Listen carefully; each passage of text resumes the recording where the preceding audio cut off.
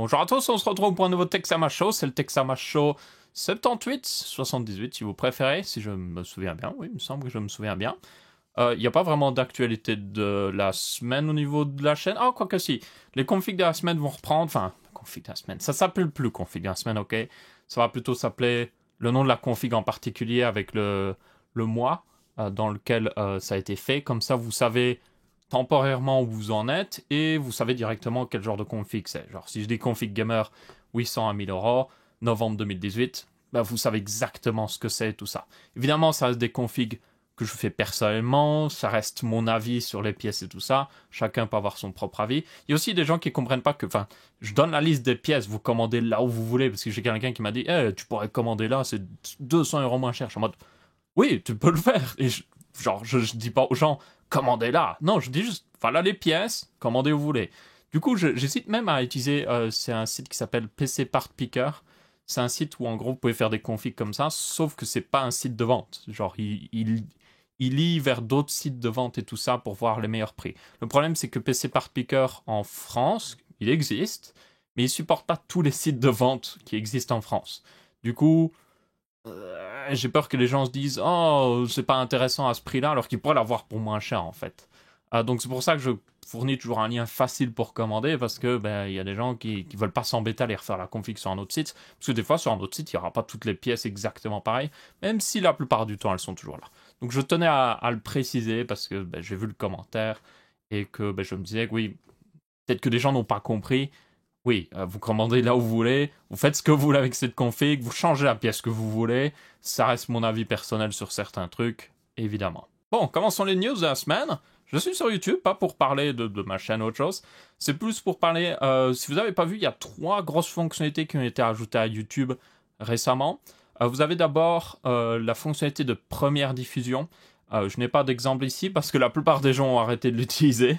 Tellement c'était. Alors, le principe derrière première diffusion, c'était que, en gros, quand vous uploadez une vidéo, vous pouvez dire hey, j'aimerais la regarder en live avec mes abonnés. En gros, vous dites si elle doit sortir à 19h, par exemple.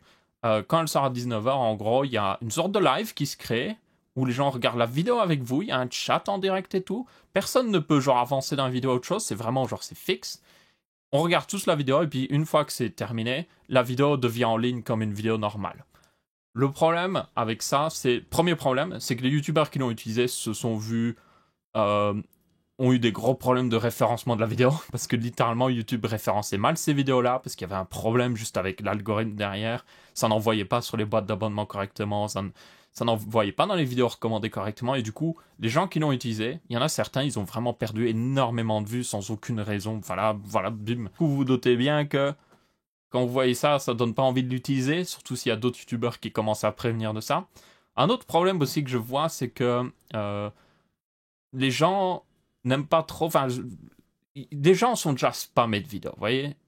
La plupart des gens ont déjà trop d'abonnements.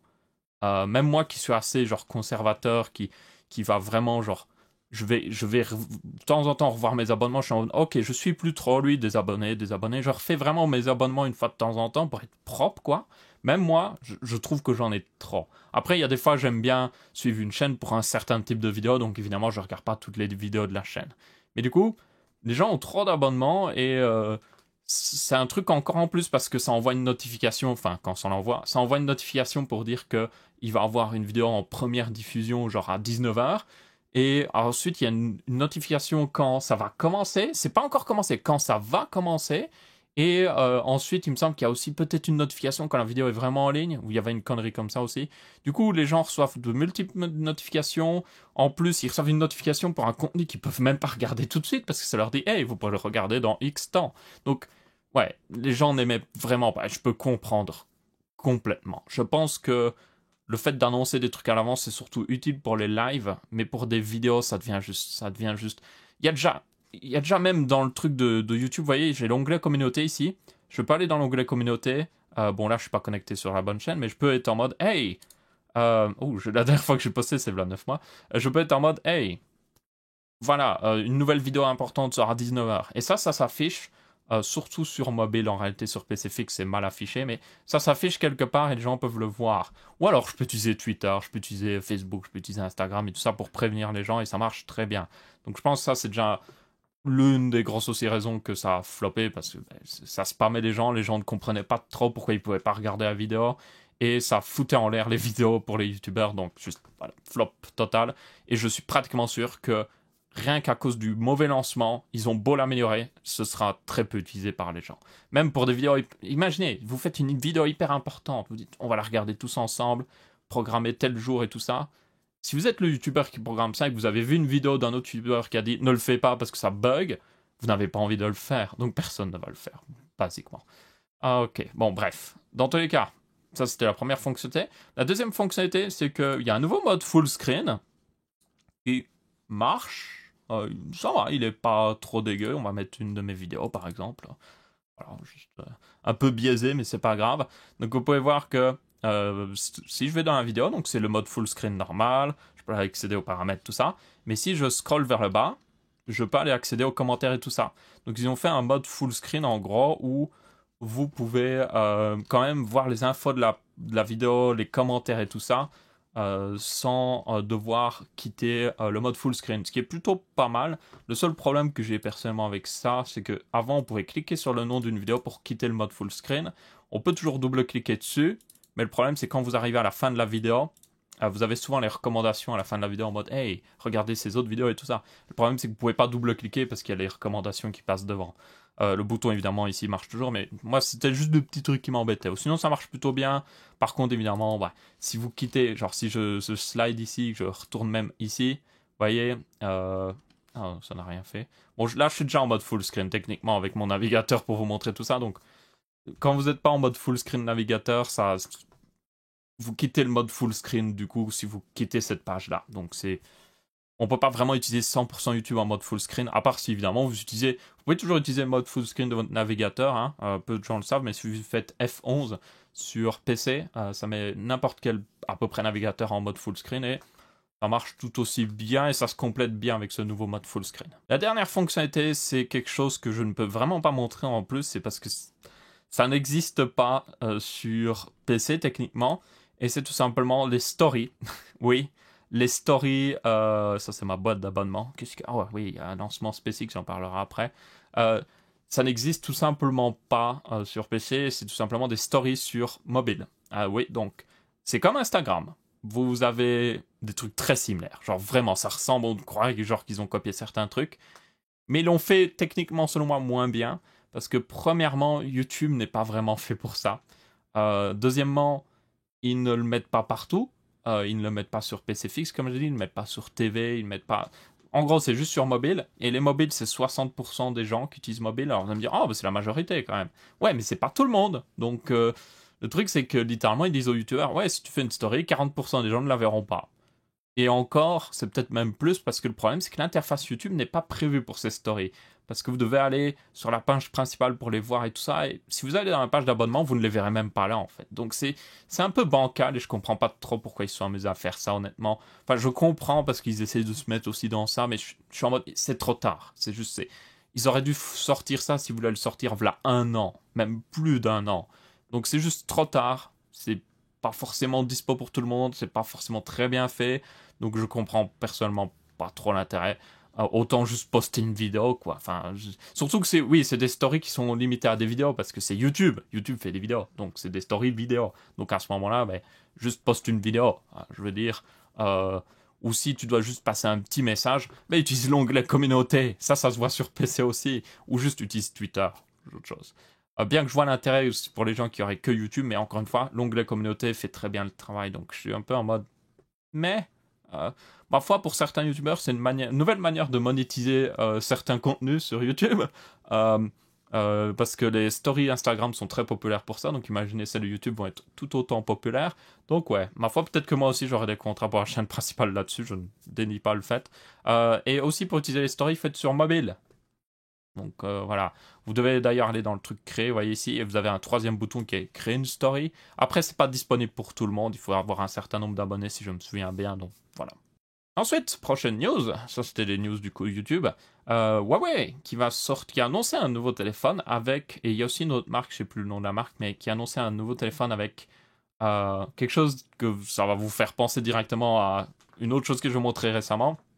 Tout simplement un écran OLED avec un trou percé pour la caméra.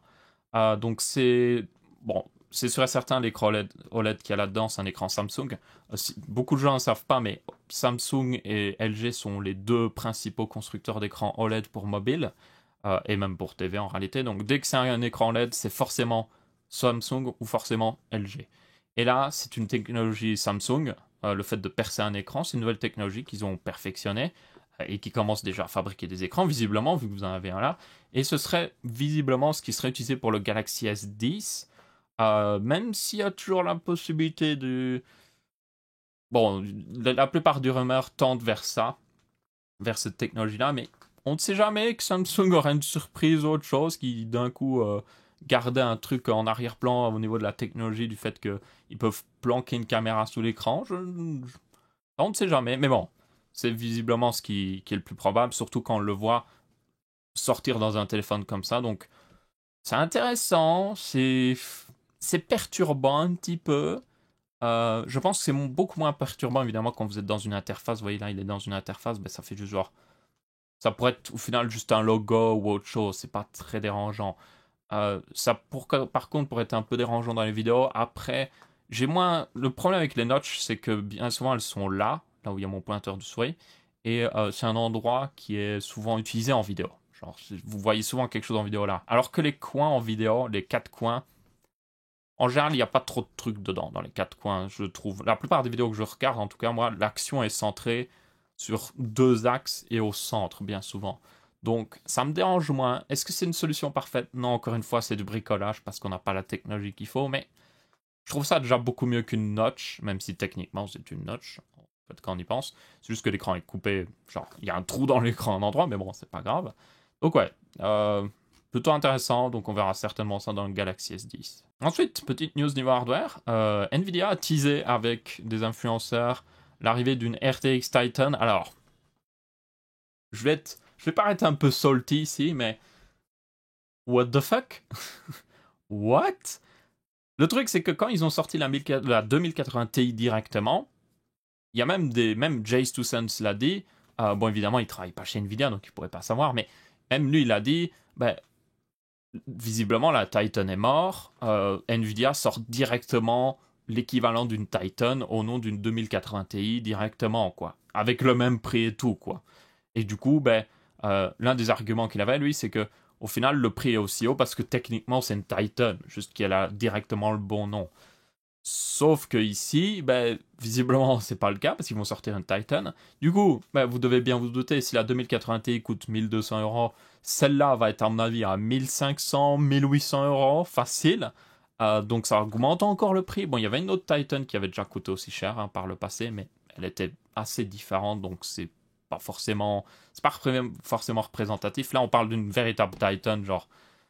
Et déjà aussi, qu'est-ce qu'une Titan au final? Au début, c'était juste une Quadro avec le nom GeForce par-dessus. Elle avait pas les drivers de Quadro, mais elle avait les mêmes performances qu'une Quadro, ce qui était très intéressant. Et puis finalement, ils l'ont nerfé, donc c'était juste une GeForce avec un nom spécial pour lui donner de l'intérêt, vraiment. Genre, c'était juste genre. C'est un peu comme. C'est comme si vous aviez une série de produits, vous avez genre un X3, un X1 qui est un X7, et puis vous sortiez juste un, bon ça ressemble à pas Intel, mais vous sortez un X9 juste pour un seul produit, pour dire qu'il est supérieur en tout point, mais au final c'est juste le même que le X7, mais un peu plus véloce, quoi. Donc c'est vraiment du marketing, c'est basiquement du marketing. Et un des problèmes aussi avec la Titan, c'est que vu qu'elle est nerfée d'un point de vue performance, performance, double précision et tout ça. Alors, ils l'ont un peu dénerfé depuis, je tiens à le préciser. Donc, au début, il était totalement dénerf, puis ils l'ont nerfé totalement, et puis ils l'ont un petit peu dénerfé, je tiens à le préciser. Mais comme elle est quand même nerfée par rapport à une Quadro, enfin, on verra bien si celle-là sera nerfée. Hein. Justement, s'ils la sortent qu'elle est totalement dénerfée, c'est basiquement une Quadro, juste avec le nom GeForce et pas les drivers Quadro. Moi, je dis, ok, elle a une raison d'exister. Okay, je tiens à le préciser. Mais sinon, il y a une crise existentielle ici, parce que Nvidia l'a dit souvent, ce n'est pas une carte pour les gamers. Pourtant, elle est dans la catégorie GeForce et il envoie des reviewers qui parlent surtout à des gamers. Euh, ils, ils ne la mettent pas, quand ils font la pub, ils ne disent pas c'est une carte professionnelle. Non, vraiment, ils laissent exprès l'impression que c'est une carte pour les gamers, mais ils disent que c'est pas une carte pour les gamers pour se protéger quand on leur dit quelque chose en gros. Donc ils jouent le double jeu, vous voyez, c'est pour les gamers, mais en fait non, pas vraiment. Donc j'aime pas trop ça personnellement, je préfère qu'ils soient honnêtes, qu'ils soient en mode ok, les Titans maintenant c'est juste le meilleur du meilleur pour les gamers, qui font aussi du professionnel peut-être, voilà. Au moins c'est clair et honnête pour tout le monde. Parce que sinon c'est un peu ridicule. Donc on verra bien ce qu'elle donnera cette Titan, ils sont amusés à la teaser, ça je déteste ça aussi.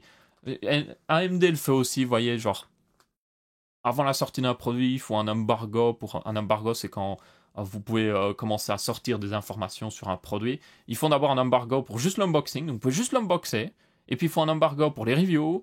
Et du coup, ils font de multiples embargos comme ça, vous voyez, pour monter la hype. J'aime pas trop ça, c'est juste un peu ridicule. Et là, c'est encore plus ridicule. C'est juste genre, encore l'unboxing avec AMD, ok. Juste, ok. C'est à la limite, mais ok. Mais là, c'est juste, c'est genre, ils le disent juste, ils montrent, oh mince, j'ai montré la boîte, vous voyez. Genre vraiment, c'est ce qu'ils ont fait, quoi. Et c'est juste, ça sert à rien, quoi. Autant juste l'annoncer, quoi. C'est pour faire une fausse hype ou je ne sais quoi, enfin, c'est ridicule, selon moi. C'est vraiment ridicule. Et encore une fois, je veux dire, Nvidia dit que c'est une carte pour les professionnels. Pourquoi ils s'amusent à teaser une carte comme ça pour des professionnels? Est-ce que les professionnels sont en mode wow, ils ont leaké sans faire exprès? Non, c'est un professionnel. C'est pas comme ça que le professionnel cherche ses news. Vous voyez le côté justement quand je disais qu'ils sont. Au final, c'est une technique marketing pour des gamers, ça. C'est une technique marketing pour des consommateurs normaux qui utilisent ça pour. Ils ont une grosse carte graphique pour le plaisir, pas pour travailler. Parce que quelqu'un qui a une grosse carte graphique pour travailler, il n'y a pas besoin d'une technique marketing comme ça pour le convaincre que la carte est bonne, vous voyez? Ou pour le hyper ou je ne sais quoi. Donc ouais, c'est ridicule. C'est ridicule. Ils ont hypé plusieurs fois de manière différente, vous voyez? Genre, il y en a un qui a posté ça. Ben justement, c'est l'image qu'on voit ici.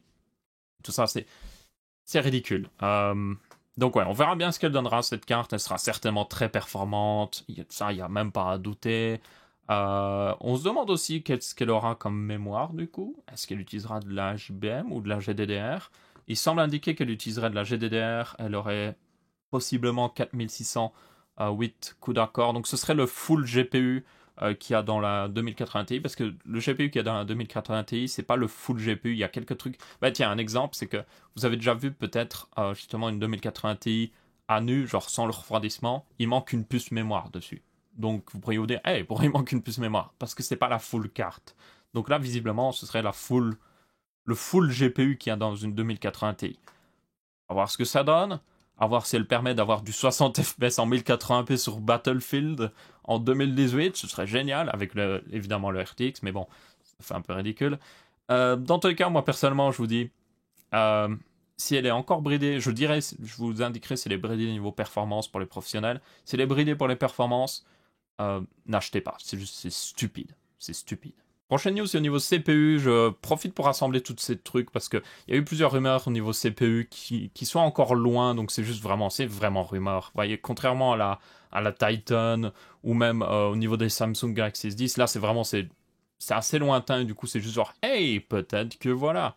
Du coup, la première rumeur, c'était au niveau de Intel qui aurait possiblement des processeurs Deeker sur sa prochaine architecture. Sur le milieu de gamme, enfin milieu de gamme, qui n'est plus vraiment du milieu de gamme quand vous avez un processeur qui sort à 700 € dessus, mais bon, bref. Donc des processeurs Deeker, plutôt intéressants. Encore une fois, c'est la course au cœur à cause d'AMD, ce qui n'est pas une mauvaise chose, hein, parce que pour vous, même si vous ne les utilisez pas, basiquement c'est en mode, on vous dit, ok, tu payes la même chose, mais tu as 2 cœurs de plus. Je veux dire, qui va se plaindre? C'est comme si vous disiez, voilà une voiture. En fait, non. Pour le même prix, on vous rajoute 2 pneus de plus. Alors, c'est peut-être pas très utile en fait, 2 pneus de plus. On vous rajoute 2 sièges de plus. Bon, peut-être si vous n'en avez pas besoin, ce sera un petit peu embêtant. Mais bref, c'est pas le bon exemple. Dans tous les cas, c'est plutôt cool pour le consommateur, quoi qu'il arrive. Donc, ça, c'était le premier truc, justement, possiblement processeur Deeker. Ensuite, la deuxième rumeur, ce serait justement au niveau du chipset X570 d'AMD, qui serait du coup le remplaçant du 470. Donc du X470, qui est le plus haut de gamme actuellement chez AMD, en milieu de gamme en tout cas, sans compter Threadripper, puisque Threadripper est sur une autre plateforme. Du coup, là-dessus, on aurait une rumeur sur du PCI Express 4.0, ce qui est très probable en réalité, parce que, premièrement, quand ils ont annoncé les nouveaux processeurs EPYC qui vont jusqu'à 64 cœurs, ils ont dit qu'il y aurait du PCI Express 4.0. Donc, comme ça utilise la même architecture, c'est logique qu'il y en ait aussi là-dessus. Il y avait aussi le fait que le PCI Express était genre en préparation depuis des années, qui devait arriver pour 2019, donc bizarrement ça tombe plutôt bien. Donc ouais, ce serait fort probable. Et ce serait aussi probable pour la prochaine plateforme à Intel d'ailleurs. Implémenter une nouvelle norme PCI Express, comme ils le préparent à l'avance, c'est pas très compliqué. Je veux dire, c'est vraiment pas très compliqué pour eux, donc ce sera en avis le cas. Et ne vous inquiétez pas, le PCI Express est rétro-compatible pour ceux qui se demanderaient. Donc même si vous avez une carte mère en PCI Express 4.0, vous pouvez toujours mettre une carte graphique en PCI Express 3.0, ça passera nos problèmes. C'est juste, par contre, si vous mettez une carte graphique qui est faite pour du 4.0 dans un port en 3.0, ça peut être un peu plus problématique. Même si il me semble, quand j'essaie de me souvenir quand il y a eu le PCI Express 3.0, il me semble que ça ne posait pas non plus de problème. C'est juste qu'évidemment, elle ne pouvait pas fonctionner à plein régime. Au final, le connecteur elle-même, c'est juste la façon de communiquer avec l'ordinateur qui est légèrement différente et qui fait que c'est plus rapide. C'est un peu comme l'USB, vous voyez. Vous pouvez brancher un port USB 3.0 dans un port USB 2.0. C'est juste que ça fonctionnera à la vitesse du 2.0. Mais au final, ça se fait quand même. Autre rumeur, c'était au niveau de... Enfin, autre rumeur, non. C'est à peu près tout en réalité. C'était basiquement les deux rumeurs. Là, on voit quelques slides photographiés avec une qualité à chaque fois dégueulasse, où on comprend presque rien du tout, et que bon, on verra bien en tout cas. Ça n'a jamais été un aussi bon moment pour acheter des processeurs. Prochaine news, c'est au niveau d'un petit peu Tesla. C'est plus, j'hijack un petit peu cette news pour parler un petit peu justement au niveau automobile, au niveau automation, automatisation plutôt, ce serait mieux. Cette news concerne par exemple un homme qui a conduit en état d'ébriété dans une Tesla, où en gros la Tesla conduisait pour lui. Genre il était en train de dormir dans la voiture et elle conduisait pour lui. Vous allez me dire, mais Aurélien, enfin pour ceux qui s'y connaissent en tout cas, normalement Tesla a mis à jour son autopilote pour que dès que vous ne touchez pas le volant pendant 30 secondes, il est basiquement la voiture en mode hey, mets tes mains ou sinon on coupe tout le truc, on se gare sur le côté quoi. Donc déjà là il y a un petit problème parce qu'il avait clairement l'autopilote d'activer. Parce que le mec conduisait littéralement, enfin la voiture conduisait vraiment sur la route normalement. La police a dû l'arrêter de force, genre se mettre devant la voiture pour qu'elle ralentisse. Donc déjà là on pourrait se poser une question, comment ça se fait qu'il pouvait utiliser l'autopilote pendant qu'il était endormi. Par contre ça montre quand même un point pas mal, c'est que ok, cet homme a conduit en état d'ébriété, mais basiquement, en utilisant l'autopilote, il a certainement rendu un service à pas mal de gens, parce que l'autopilote conduisait mieux que lui sous, certainement. Ce qui est un sujet assez intéressant qui va être de plus en plus débattu d'ailleurs dans le futur. Mais bon, du coup là c'était un petit peu bizarre. Surtout qu'ils ont fait une mise à jour récemment, pour information, Tesla au niveau de leur autopilote. Enfin, autopilote. J'aime pas ce terme. J'aime vraiment pas. C'est pas un... C'est un pseudo-autopilote. C'est un... Je ne sais pas comment on pourrait le qualifier, mais c'est pas vraiment un full autopilote. Mais ce qui est plutôt intéressant, c'est qu'ils ont fait une nouvelle mise à jour qui fait que maintenant, il arrive mieux à prendre. Et basiquement, vous pouvez l'activer dès que vous arrivez sur une autoroute. Il va automatiquement switcher de ligne dans le trafic, selon le trafic, et il va automatiquement essayer de sortir de l'autoroute à votre sortie. Et dès que vous êtes sorti de l'autoroute, vous remettez les mains sur le volant et c'est parti. Bon, vous pouvez aussi l'utiliser sur une autre part que sur les autoroutes en réalité, mais basiquement, c'est ça le gros intérêt de cette mise à jour, c'est que vous pouvez, quand vous allez sur l'autoroute, vous avez juste besoin de garder les mains sur le volant, puis vous êtes en mode, oh, il se passe, oh, c'est plutôt bien. Ouais, même si, selon moi, ça perd un petit peu son intérêt, ce qui est compréhensible, parce qu'ils veulent pas... Enfin, le problème, c'est qu'ils appellent un autopilote, ils veulent que les gens l'utilisent et tout ça, mais le truc, c'est que derrière, il faut garder les mains sur le volant et garder son attention quand même. Donc, c'est... Oui, ça défie un petit peu l'utilité de la chose, selon moi. Même si évidemment c'est toujours plus confortable que de conduire soi-même. Mais aussi c'est compréhensible parce que on n'a pas encore toutes les normes en place, c'est pas des vraies voitures full autonomes pour le moment, et que du coup s'il y a un accident, il faut que le conducteur puisse réagir justement. Et c'est justement un débat qu'on va voir pas mal dans le futur, j'en ai déjà parlé plein de fois par le passé, mais c'est vraiment, s'il y a une révolution technologique qui va se passer dans le siècle, c'en est une. C'est les voitures qui conduisent d'elles-mêmes, des robots qui font de plus en plus de travail à la place des gens, c'est deux trucs si vous étudiez à l'heure actuelle à l'école, c'est quelque chose qui va affecter votre vie. Juste garanti à 100%.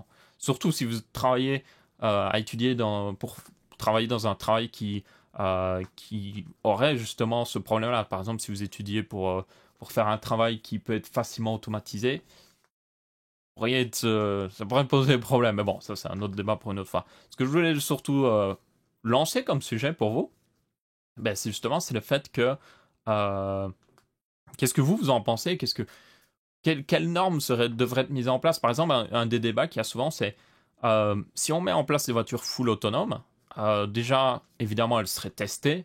Hein, ils la testeraient sur de très nombreux tests en comparaison avec un être humain, certainement, pour montrer que c'est plus sûr et que c'est mieux. Moi, c'est ce que je voudrais. Je voudrais vraiment qu'il y ait un test complet. Ok, voilà, 50 situations. Dans ces 50 situations, l'être humain a raté 20 fois, par exemple, et la voiture autonome a raté seulement 2 fois, ou même 0 fois, en fait. Vous voyez, c'est là, je pense qu'il premièrement, il devra avoir un test, peut-être un test européen qui permet de vraiment tester les voitures autonomes dans à peu près les pires conditions possibles. Une fois ça c'est fait, il y aura un autre débat, c'est si une voiture autonome se crache, qui est responsable? Juste, est-ce que c'est la personne qui est responsable? S'il est full autonome, genre vraiment la législation est en place, genre la personne n'avait pas besoin de garder les mains sur le volant, même si on autorise les gens sous à se mettre au volant d'une voiture pareille. Oh, il y a un nouveau épisode de Maillot Déco qui est sorti. Si on autorise les gens soit à se mettre au volant parce que justement c'est plus sûr s'ils ne conduisent pas et que c'est la voiture qui conduit pour eux, est-ce qu'ils sont responsables? Est-ce qu'ils ont le droit? Et si la voiture a un accident et tue quelqu'un, qui est vraiment le responsable? Personnellement, je vous lance sur le débat, hein. Personnellement, je trouve que selon moi, c'est le constructeur de l'autopilote. C'est pas forcément le constructeur de la voiture. Enfin, le meilleur exemple, selon moi, c'est l'industrie de l'aviation. Dans l'industrie de l'aviation, ils ont exactement le même genre de problème. C'est que quand il y a un accident, ils cherchent le responsable. Et ils font une petite enquête. Est-ce que c'était l'avion? Est-ce que c'était l'autopilote de l'avion? Est-ce que c'était le pilote? Est-ce que c'était juste des conditions externes qui pouvaient pas être... Par exemple, il y a des fois, il y avait eu un crash qui était dû, par exemple, à des cendres volcaniques qui s'étaient mis dans les moteurs d'avion et qui avaient tout détruit, par exemple. Ben ça, c'est une condition externe. Vous voyez, c'est pas de la faute de l'avion, c'est pas de la faute du constructeur, c'est pas de la faute des gens qui ont fait la maintenance même de l'avion. C'est de la faute juste à la nature, quoi. Donc là, c'est le même débat. Selon moi, c'est que quand on aura des voitures full autonomes, il faudra enquêter. Ce qui veut dire que ça peut être un peu plus compliqué au niveau assurance et tout ça. Mais après, enfin, je veux dire, si c'est des crashs plutôt simples, c'est plus rapide selon moi au niveau de l'enquête. Surtout que ces voitures enregistrent tout ce qui se passe, donc on peut revoir ce qui s'est passé ou autre chose. Mais ça va encore. Mais s'il y a une mort, il y a une vraie, selon moi, il devrait y avoir une vraie enquête de la police et ou même d'experts, peut-être une nouvelle division qui devrait être créée à la police. Bah, ou alors, je veux dire, la police de la route pourrait avoir une nouvelle division elle-même, parce que plus il y a de gens qui veulent l'utiliser, plus il y aura d'accidents comme ça, parce qu'il y en aura forcément. Et du coup, il pourra enquêter justement de la même manière qu'on enquête sur un crash d'avion. Ce serait beaucoup plus facile évidemment, parce qu'un crash de voiture, il y a plus. Un crash d'avion, quand l'avion se crash, il y a tout qui est détruit, donc c'est plus difficile, voyez, à enquêter. Une crash de voiture autonome, elle sera en meilleur état, il y aurait des logs plus complets, et tout ça. Il faudrait peut-être même avoir l'obligation d'avoir une boîte noire dans ces voitures. Il me semble qu'il y a déjà des boîtes noires dans ces voitures en réalité, mais obligation d'avoir une boîte noire et on enquête pleinement. Donc ouais, c'est selon moi un sujet assez intéressant, assez un peu futuriste, mais qui est dans un futur proche, vous voyez, ça va vraiment affecter notre société en fait, et je pense que c'est assez intéressant d'en discuter. Donc n'hésitez pas à en discuter dans les commentaires. Et enfin, dernière news, c'est au niveau de SpaceX qui va essayer de lancer, et ça c'est justement un truc que je voulais parler. Déjà, ça va arriver, je préviens, le lancement va arriver à normalement 19h par rapport au jour même de la sortie de cette vidéo-là. Et en gros, ce qui est assez intéressant, c'est que le booster qu'ils vont utiliser, le premier étage qu'ils vont utiliser cette fusée, de cette Falcon 9, va être un booster qui a volé déjà 2 fois. C'est-à-dire que c'est la 3e fois qu'il va décoller vers l'espace, basiquement. Et ça, c'est très intéressant parce que c'est la première fois qu'ils le font. C'est la première fois que n'importe quelle compagnie techniquement le fait. Enfin, je dis techniquement parce que vous avez par exemple la navette spatiale. La navette, si vous ne savez pas, a été réutilisée plein de fois. Mais c'est juste que le truc, c'est réutiliser est un bien grand mot parce qu'ils changeaient tellement de trucs dessus que c'était pas vraiment la même navette. Vous voyez, c'était un peu la même navette, mais pas totalement. Ici, ça reste globalement le même booster. SpaceX ne précise quand même pas ce qu'il remplace dessus, s'il remplace quelque chose ou si c'est basiquement le même. On ne sait pas. Je suppose que... Il y a mon téléphone qui envoie des notifications. Je suppose que c'est à peu près le même, qu'ils ont dû peut-être changer quelques petits trucs par là, mais qu'ils essayent surtout en fait de faire en sorte que... de voir ce qu'ils peuvent éviter de remplacer pour qu'ils continuent de voler quoi qu'il arrive. Mais bon, ils ont certainement changé des petits trucs par-ci par-là parce qu'ils ne prendraient pas le risque. Hein. S'ils ont un crash, c'est très mauvais pour eux, donc ils ne prendraient pas plus de risques que ça. Donc c'est hyper intéressant. On verra ce que ça donnera. Il me semble qu'ils le lancent depuis le complexe 40, il me semble. Non, non, c'est depuis... Ah, c'est Vandenberg. Ah, je croyais que c'était depuis la côte Est. Ah non, oui, c'est la côte Ouest. Ok. Et il me semble qu'il a volé d'ailleurs les 2 premières fois la côte Est. Donc normalement il devrait faire jour, il me semble. Ouais, s'il est 19h là, oui, il devrait faire jour, donc c'est plutôt intéressant parce qu'on verra ce qui se passera. Il me semble aussi ils vont essayer de la faire atterrir. Je sais plus par contre si c'était au sol ou dans l'eau, enfin sur une barge au loin, mais ça ce sera très intéressant selon moi. C'est basiquement la première fois vraiment, enfin encore une fois, ça dépend vraiment ce qu'ils ont réutilisé, mais ça va être techniquement la première fois qu'un booster est utilisé 3 fois comme ça. Sans être totalement genre remis à neuf ou autre chose. Parce qu'encore une fois, la navette spatiale, même les boosters de la navette spatiale, les 2 trucs sur le côté là, a été réutilisé. Ils les laissaient tomber dans l'eau, et puis ils allaient les repêcher, genre vraiment, et puis ils les remettaient en bonne condition, mais ils étaient tellement rechangés au final, c'était plus vraiment les mêmes, quoi. Donc, c'est très intéressant. N'hésitez pas à checker du coup le live à 19h. Moi, personnellement, je le suivrai. Et on verra bien ce que ça donnera. Maintenant, on regarde vite fait les commentaires justement de la dernière vidéo pour voir un petit peu ce que les gens disaient. Il y avait un commentaire qui était assez... J'ai un peu... Le problème, c'est quand je filme comme ça, vous voyez, je règle tout et puis je regarde, ok, c'est bon. Je regarde derrière la caméra, ok, c'est bon. Et le problème, c'est que des fois, je suis devant un écran comme ça où c'est sombre et du coup, no problème. Et puis des fois, je vais sur une page où c'est blanc comme ça et pouf, mon visage est illuminé. Et du coup, ouais, le dernier texte à ma chose, j'étais surexposé, clairement. Donc, ne vous inquiétez pas, je suis au courant. C'est juste que c'est à cause des fois de la page web. Basiquement, s'il y a une page web avec que du blanc partout, d'un coup, je suis surexposé. Donc, maintenant, j'ai à peu près prévu le coup. Donc, ne vous inquiétez pas trop là-dessus. Il y a des drôles de recommandations à droite. Il y avait aussi, évidemment, le fait qu'on voyait une certaine information privée sur mon compte Amazon la dernière fois. Ne vous inquiétez pas. Enfin, ne vous inquiétez pas. Première chose, c'est que c'est pas la première fois que je fais fouetter quelque chose, quoi qu'il arrive. Donc, voilà. Deuxième chose, c'est que je compte sur vous pour le respect de la vie privée, tout simplement. Parce que même si je fais mon meilleur effort pour cacher mes informations privées, il y a toujours moyen de les trouver d'une manière ou d'une autre. Parce que j'ai une société, tout ça. Vous pouvez trouver des informations quelque part, quoi qu'il arrive. Donc, si quelqu'un me veut vraiment du mal ou veut vraiment me trouver, il peut me trouver, même si je fais tout mon possible pour me cacher. C'est basiquement ce que j'essaie de dire. Donc je compte sur vous juste par respect, tout simplement. Je dis vie privée, moi, c'est vie privée, vie professionnelle. Je fais les chaînes d'une manière un peu professionnelle. Bon, la chaîne Texama, c'est pas vraiment 100% professionnel parce que je le fais aussi pour le plaisir. Enfin, les 2 chaînes, je le fais pour le plaisir, mais celle-là, je la fais vraiment pour le plaisir parce que, basiquement, comme je le dis, je ne m'en sors pas financièrement dessus. J'investis plus dedans que je ne récupère, mais c'est vraiment parce que j'aime bien le faire de toute manière. Donc, je tiens à préciser qu'il y a une séparation, vous ne pouvez pas venir chez quelqu'un, vous pouvez pas aller chez un youtubeur en mode bonjour, j'aime tes vidéos ou autre chose. Non, c'est pas respectueux. Donc je tenais juste à faire cette information-là. Donc oui, je sais qu'il y a eu cette fuite, mais comme j'ai dit, il y a eu peut-être déjà... J'avais déjà fait plusieurs fois sans faire exprès des fuites, et on peut déjà trouver mes informations, et au final, ça en revient au même un petit peu. Donc je compte sur vous tout simplement pour juste avoir un minimum de respect, tout ça. Et je tiens à préciser évidemment que si vous venez chez moi ou autre chose et que vous êtes chelou, que vous refusez de partir, j'appellerai tout simplement la police. Donc je tiens à le préciser vraiment. J'avais aussi une question qui était assez intéressante, c'était pourquoi ne pas faire un format live au niveau des Texama Show. À la base, je voulais faire un format live en réalité. Le problème des formats live, c'est que je peux pas éditer la vidéo, donc il y a des moments un petit peu blancs ou autre chose, si c'est fait en live. Mais les avantages du live, c'est que c'est un peu plus sympathique, il y a l'interaction du chat. Le chat peut me corriger si je fais une erreur en direct, ce qui est pas mal. Et aussi, on peut inviter peut-être des gens en live pour faire parler de certains sujets, tout ça. Donc, J'aimerais vraiment bien le faire en live, mais pour le moment, pas forcément. Vous voyez, c'est... Idéalement, j'aime bien comment font Linus Tech Tips. Linus Tech Tips, en fait, ils ont le format live. C'est le One Show. Donc, ils parlent de l'actualité et c'est très comme le Texama Show, c'est qu'ils donnent leur avis. Vous voyez, genre, ils disent, ouais, j'aime bien ça, ou je trouve que c'est stupide, ça.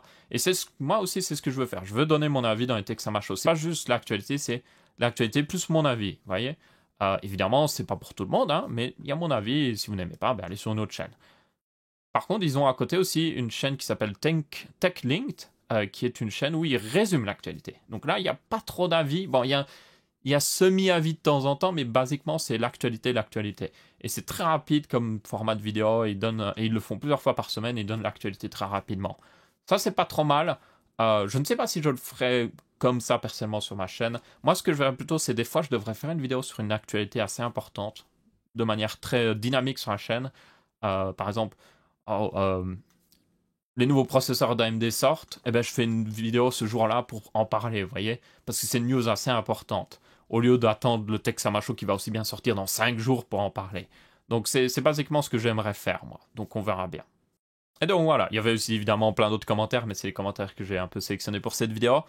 Merci à tous du coup d'avoir regardé ce Texama Show, j'espère que vous avez bien apprécié. N'hésitez pas à checker, comme j'ai dit, le live de SpaceX à 19h, ce sera plutôt intéressant si vous êtes intéressé par ça. N'hésitez pas à checker la dernière config de la semaine aussi, si vous êtes intéressé. C'est une config gamer 800 000 euros. Je pense que la prochaine config qu'on fera, ça fait longtemps que je ne l'avais pas fait, mais c'est une config vraiment le moins cher possible pour quelqu'un en achetant des produits neufs, parce qu'on peut faire des configs pas chers avec des produits d'occasion. Ça, ce sera le sujet certainement pour une prochaine vidéo, parce que c'est un sujet très intéressant. On peut vraiment faire des très bonnes configs, genre si on est prêt à acheter des processeurs qui ont un peu vécu, 1 ou 2 années, même pas en fait, même des fois. Donc ouais, ça peut être très intéressant, donc on fera certainement ça la semaine prochaine. En attendant, merci à tous d'avoir regardé. J'espère que vous avez bien apprécié cette vidéo. N'hésitez pas à laisser, comme j'ai dit, votre avis, que ce soit en pouce bleu, pouce rouge ou en commentaire. On se retrouve pour une prochaine vidéo et je vous dis salut à tous. Je ne sais pas pourquoi je parle aussi vite. Ciao!